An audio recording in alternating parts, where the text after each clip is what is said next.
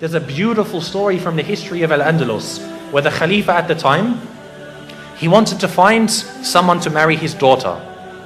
And the Khalifa, he doesn't just want anyone to, it was his son.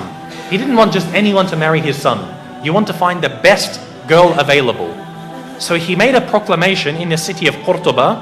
He said, if there is a family who has a girl that's of the age that's ready for marriage, meaning maybe 16, 20 years old, put a candle in your window tonight.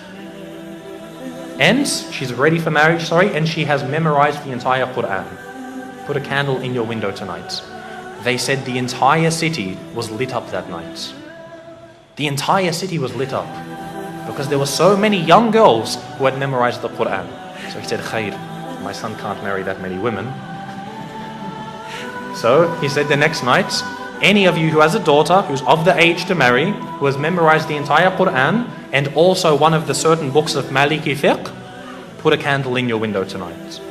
It was said again that night, not as much as the night before, but almost again the whole city was lit up by candles. I would dare to say that if we were to ask about our entire ummah today, to have one girl who's of the age to get married, who has memorized the entire Quran and one of the books of Maliki fiqh, khalas, any book of fiqh, we would not have a single candle in our windows tonight. This shows the state of the ummah. And this is a sign that we see when our women are educated, the ummah is strong. For the men to be educated, khalas, men are always going to be educated. They're always going to be needed. You're always going to need an imam. But the true test for the ummah is when the women are educated. You see today, most of our women, some parts of the world, the women can't even go into the masjids.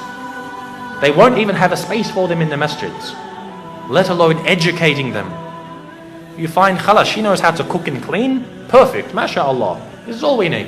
No, they must be educated. This is why Andalus, it was seen as a high time for the ummah to know about Islam. No, I'm not saying for her to go to university and study liberal arts and accounting. I'm talking about Islam.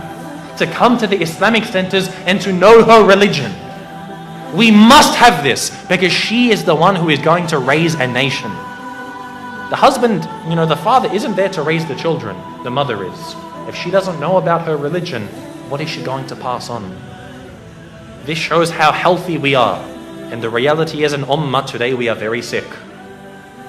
The women know nothing about Islam and our men are very uneducated. So we have to turn this around.